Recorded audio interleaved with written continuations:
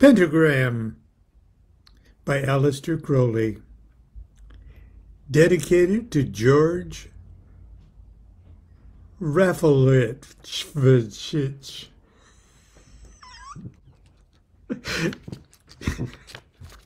Good morning. Good Thursday morning, everyone.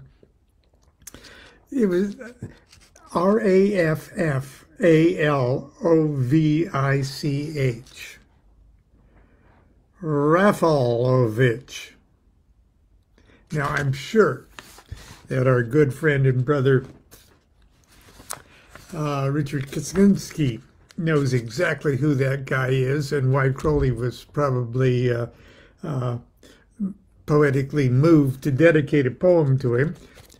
But he dedicated this poem called The Pentagram. And if you're lucky and if you Google around a little, you can actually hear a recording of a rare recording of Aleister Crowley reciting this poem. So, and it's very good. And he sounds sort of like Winston Churchill. I wish I had it so I could share it with you, but just Google around, you'll find it. Here's the poem, because we were on the pentagram yesterday, and in a very scattered and I'm sure confusing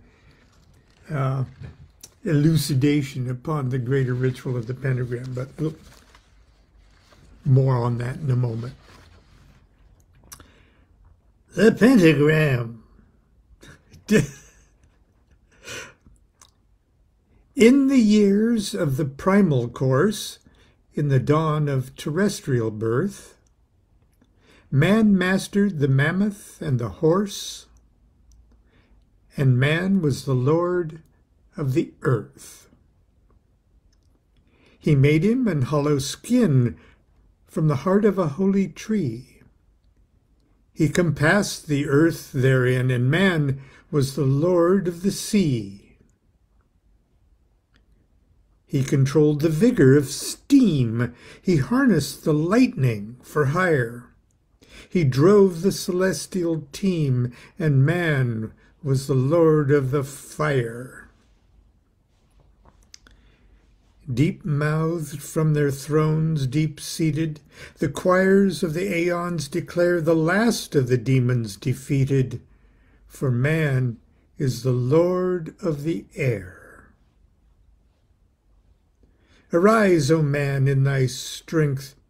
The kingdom is thine to inherit, till the high gods witness at length that man is the lord of his spirit. Well, that's pretty inspiring and clever, and maybe a bit corny and outdated. But it's old. Anyway, yesterday we talked about the greater ritual of the pentagram.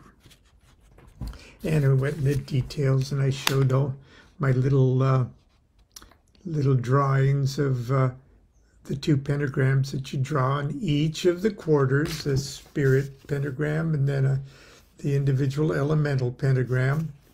And thanks to eagle-eyed person, Dr. Ben. I had a typo there on number 18. I said an active pentagram of spirit when it's easy to see that it was passive. But I repaired that.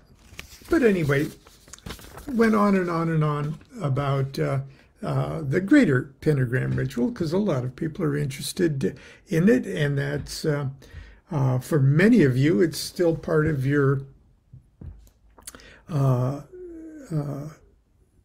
maybe not beginning magical exercises and meditations, but kind of mid-level, and they've got a lot of views and comments and things like that, and a few people mentioned that they'd like to hear more about the Thelemic pentagram rituals and stuff. And also actually bringing into question why, when we've got these beautiful Thelemic pentagram rituals and hexagram rituals that Crowley provides for us, why do we even need to study and use these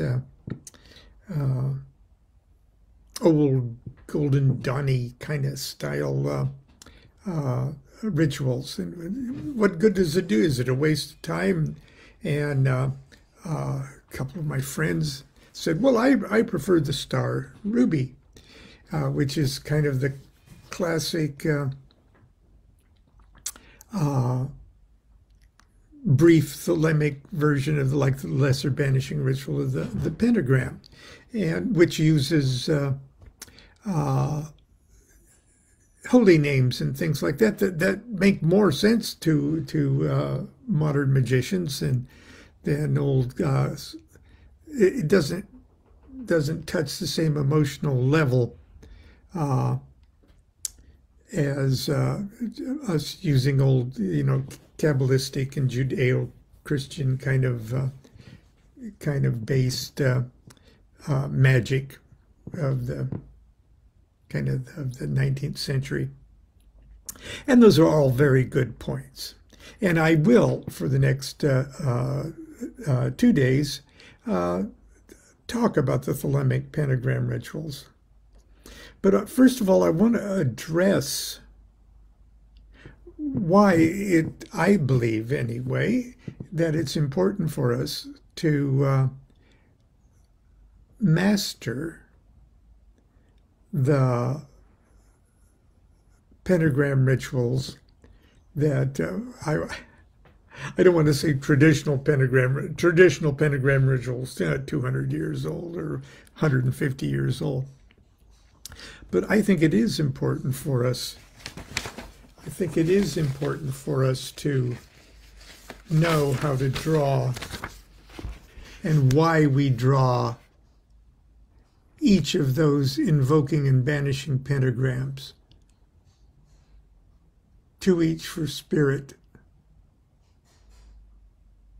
Total of 4 for spirit. 8 for the other elements. Why is it important to know how in a dream you would invoke earth by doing that, or banish earth by doing that, or invoking water by doing that, or banishing water by doing that? Why do I think it's important that we do that? Because these new Thelemic rituals, some of them don't require you to draw at all. You just form the pentagram in your mind and fling it out into the quarters, which is very, very handy. But I ask you, first of all, what did it hurt you to do a little memory work? And what did it hurt you to be able to conjure in your mind the cherubic images in those 4 quarters for air, earth, water, and fire? What does it hurt to recreate those cherubic images, like the images of the 4 evangelists, or the cherubic signs of the zodiac, as their let's see if I can even find it here quickly enough, as they're illustrated in the universe card of the tarot, or the Wheel of Fortune.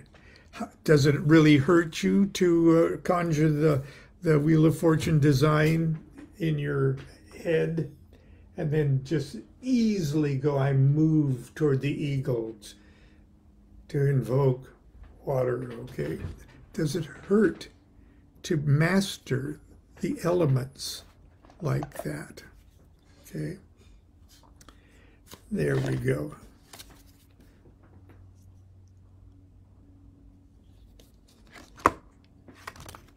These are the cherubic images. Okay. It's easier to just pull up the whole design of the Wheel of Fortune card.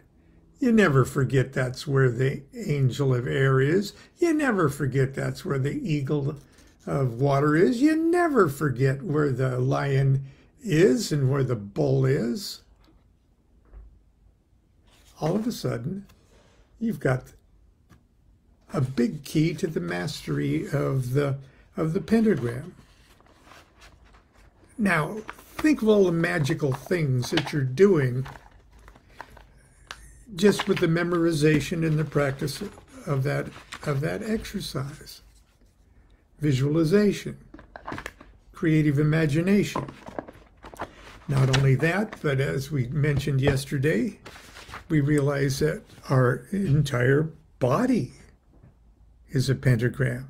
Our physical body is a pentagram. The energies that run from right to left, from top to bottom, those are electrical fields. Those are nerve fields. Those are psychic centers. You do a lot of stuff when you memorize the lesser and greater ritual of the pentagram. And when Crowley says, imagine in your forehead a pentagram and then fling it forward into the quarter, like in the star ruby. What kind of pentagram are you throwing out when you practice the star ruby? Are you the master of that pentagram? Or is it just a star? If you aren't the master of the pentagram, if you don't know it backwards and forward, if you can't conjure it up in a vision or in a dream and know what you're doing, and know the spiritual forces behind each of those pentagrams, then that star that you're flinging forth in the quarters as you draw your star ruby is pretty damn anemic. Okay. You just might as well, throw one of those gold stars that your teacher gave you when you got an A on your paper and just fling it out, or one of those star Christmas cookies. Okay.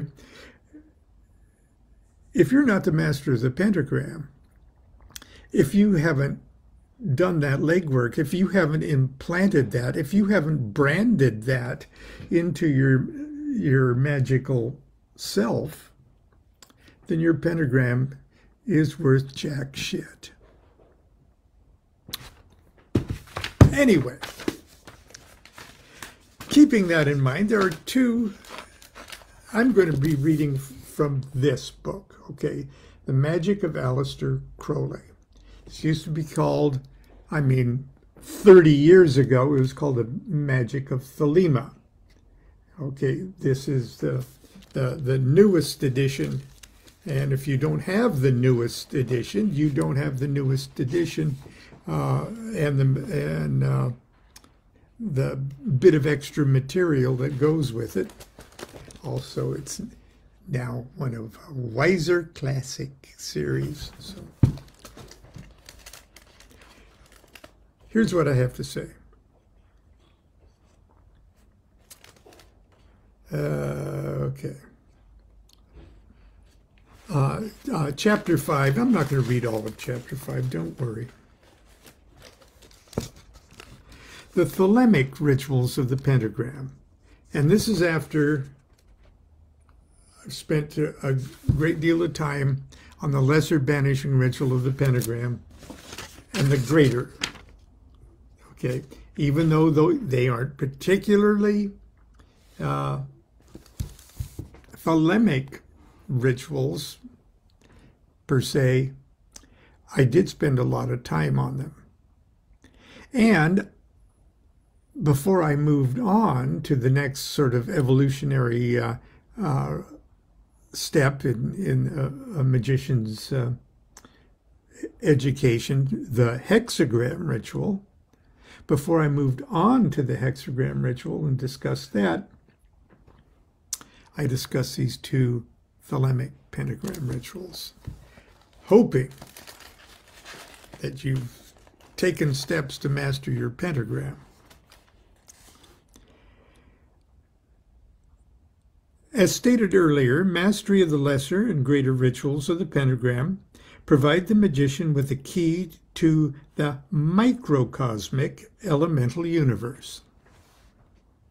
Logically, one would think the next task would be to gain mastery of the macrocosmic universe, represented in nature by the 7 planets of the ancients. In Western Hermeticism, this greater world is symbolically depicted as a hexagram with the Sun in the center and the 6 remaining planets, Saturn, Jupiter, Mars, Venus, Mercury, and Luna, positioned at each point. Mastery of the hexagram rituals has traditionally been the next step in the magician's career. The influence of the elemental formula, however, does not end at the borders of the microcosm. Indeed, it continues to be infused into all levels of consciousness. The most striking example of this elemental influence upon the macrocosm can be found in the Enochian magical records of Dr. John Dee. In the Enochian view of the universe, each of the 30 aethers, or macrocosmic heavens, is ruled by 3 governors. Curiously, the names of these 3 celestial governors are derived from the 4 microcosmic elemental tablets of the system, demonstrating a continued and fundamental influence of the elemental formulae throughout the macrocosm. And any astrologer will also say, shit, yes, there's cardinal, fixed, and mutable signs, there's air signs, water signs, it's the elemental formula exists right up till the last dissolution into Godhead. Clearly, there exists an untapped form of universal pentagram, which operates simultaneously upon both the microcosmic and macrocosmic planes, and the newly released energies of the new aeon make magical access to these formulae now possible. Well, it's always been possible, but now it's imperative. To activate this vastly higher order of elemental power, Crowley created 2 rituals. Liber 25, the star ruby, that's where you go flinging that pentagram out of your forehead, and Liber 5, vel reguli, or reguli, or however it is properly pronounced. If you have an opinion, I'll be happy to agree with you. As Thelemic hybrids of the lesser and greater rituals of the pentagram, they function as ceremonial exercises to invoke the energies of the Aeon of Horus. In these 2 ceremonies, the focus of the magician's consciousness is shifted from the earth to the sun, from the human to the divine. No longer do we view ourselves as standing upon the surface of the earth with its 4 quarters ruled by terrestrial winds, or even at the intersection of Samak and Pe on the Tree of Life. Crowley mentioned at least one exercise where you picture yourself standing in the lower center of the Tree of Life at the intersection of Samak and Pe to begin your pentagram ritual.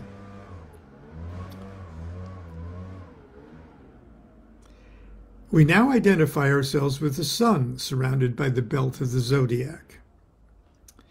In both rituals, the divine names attributed to the four quarters have become overtly Thelemic. The star ruby retains the same active-passive positions established in the greater ritual of the pentagram. The active male deities, Therion and Hadit, are positioned in the active quarters, east and south. And the passive female deities, Babylon and Nuit, are positioned in the passive quarters, the west and north. In Liber 5 Vel Reguli, the zodiacal landmarks of the four quarters are the fixed or cherubic signs: Taurus, earth, in the east; Aquarius, air, in the north; Scorpio, water, in the west; and Leo, fire, in the south. Of the triplicity of signs, the fixed signs are the most characteristically representative of the elements. Now, I could see some astrologers out there going, wait a minute, he just described a zodiacal circle that's running clockwise. Yes. And Vel Reguli addresses that specifically. But it should give you a hint that we're not in Kansas anymore. Okay, we use Thelemic divine words for names: Nuit, Hadit, Rahur, Kuit, Therion, and Babylon. And I explain this. I go page after page explaining Therion, Babylon, ultimately identified with Hokmah and Bina, Shiva, Shakti, all of that. Who Aiwas is, okay. Other deities mentioned: Pan, Ankh-Afna, Kansu, and the words Lashtal, Agape, Thelema, Viaov, Abrahadabra. Okay, I'd talk about that. We'll talk about it in the next day or so. Okay, the first one that I talk about is the star ruby. And this is where you fling that pentagram from your forehead. It's kind of rough because there's at least 4 different published versions of it. The first one appeared in the Book of Lies, and Crowley used he was in a Greek mood in those days. And I'm just going to read the short little introduction to it, and we'll pick it up tomorrow. There are at least 4 published versions of the star ruby. Most of them vary only slightly from one another. For our purposes, we will use the version which appears in Book 4, Part 3, Magic and Therion Practice. We've numbered each line for reference purposes. It must be noticed that in the oldest versions, which appear in the 1913 first edition of the Book of Lies, he employs Greek divine names and other variations that differ considerably to the later versions. Crowley revised the ritual in the 1920s to conform with Liber 5 Vel Reguli, that's the other one, to express his expanded understanding of Thelemic cosmology. We've included information from the first version in the endnotes of the text and strongly recommend that they carefully be studied. And I will mention both of them as we take a brief look at Star Ruby tomorrow. The Star Ruby differs from traditional pentagram rituals in many ways besides divine names. In other words, part of the ceremony are in Greek. The pentagrams are imagined, not drawn. The magician moves widdershins, or counterclockwise, around the circle. Perhaps the most significant innovation is the introduction of the invocation of Pan by the application of the NOx formula. Now, it's easy for me to say NOx and throw the NOx term around, especially when we're talking about rituals and exercises that are recommended for daily use of magicians of any grade, because the NOx thing is a pretty heavy-duty subtlety on steroids across the abyss consciousness in order to even kind of approach the subject. But let's just say, let's just call it at the moment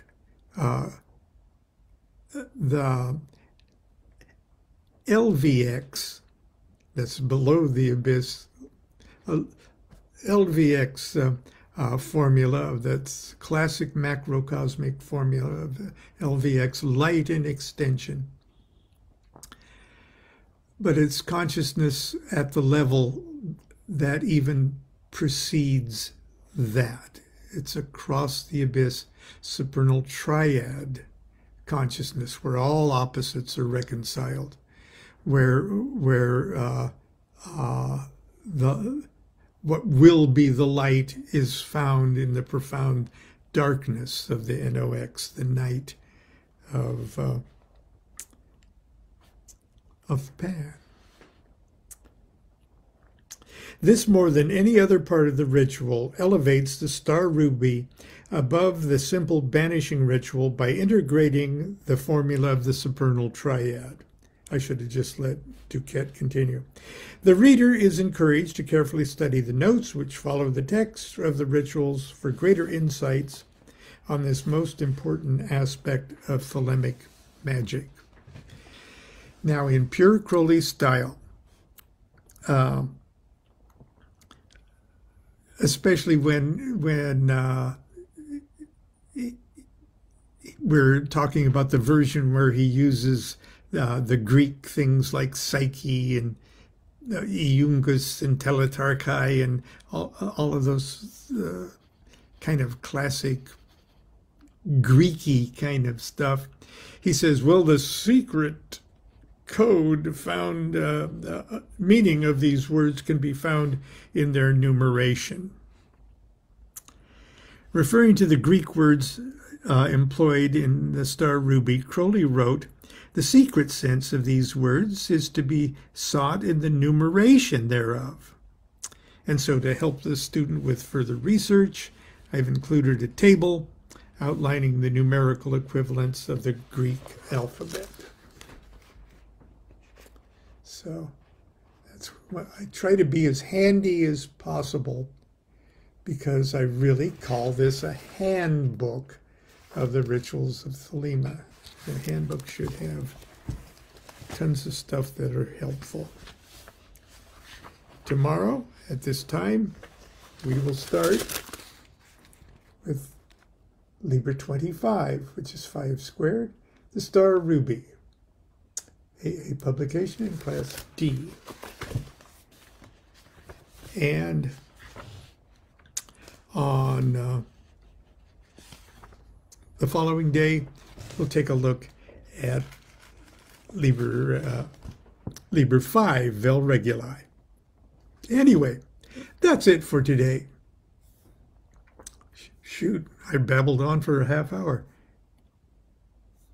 Anyway, try to stay cool. It's hot and crazy out there. I understand in Nebraska there was baseball size hail yesterday.